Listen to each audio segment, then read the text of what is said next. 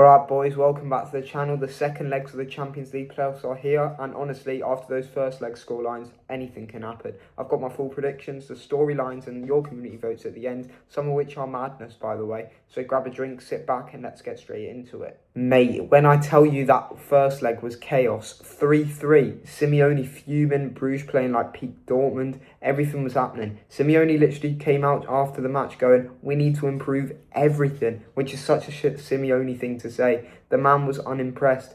But back at the Metropolitano, whole different animal. Atleti are way more controlled, more compact, and Lookman has added to this 1v1 spark they were missing. Bruges deserve respect though, their European pedigree is legit and they're always dangerous home and away.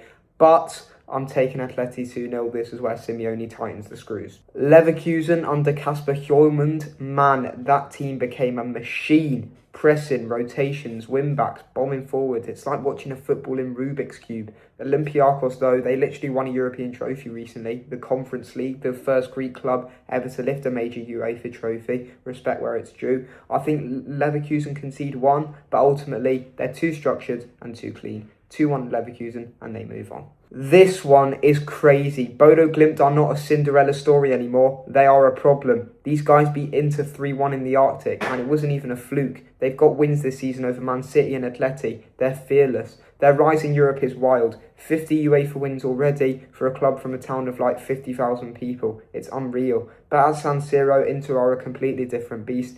Inzaghi built that knockout DNA. Champions League finalists twice in recent seasons. They know how to balance. They know how to handle pressure. I think Inter bounce back 3-1. We go to extra time and Inter survive. Newcastle absolutely demolished Qarabağ in the first leg 6-1, and honestly with the tie wrapped, this is all about professionalism. Qarabağ's story is incredible, displaced from their home city, rebuilding identity in Baku, and the first Azerbaijani team to ever reach the UEFA Champions League groups. Massive respect. But Newcastle at home, yeah, they're not losing this. 4-1 and they cruise. Atalanta at home under Palladino, you always expect chaos. Rotations everywhere, wing-backs underlapping, centre-backs turning into midfielders, pure madness. Dortmund on the other hand under Kovac became this structured, press-resistant transition machine that literally took them to the Champions League final, which wasn't under Kovac, but you know what I mean. They know how to manage a two-leg situation. I think Atalanta win 2-1, but Dortmund still go through. Juve need a miracle after losing 5-2 in Turkey. They might win on the night, and I think they do, 2-0, but over two legs, Galatasaray's European DNA is different. They pull off upsets, grind legs out, and always turn up in big moments. Juve win the battle, Gala win the war. PSG at home in Europe, you kind of know what's coming. Luis Enrique ball is about control, width, rotations and insane press resistance.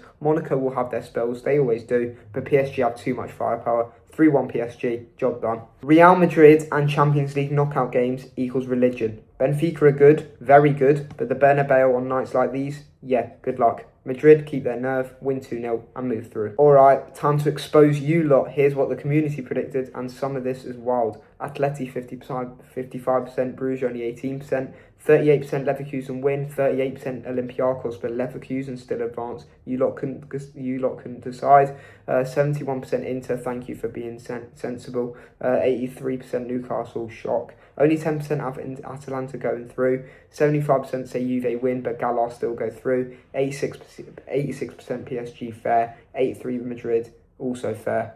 And that is the full set of predictions for the second legs. Drop your thoughts in the comments. Tell me which one I got wrong. Tell me which team is causing the upset. And of course, hit like and subscribe if you're enjoying the Champions League content this season and all the European competitions content in that case. I'll see you all for tomorrow for my Europa League second leg playoff predictions. So until then, enjoy the matches, enjoy the football.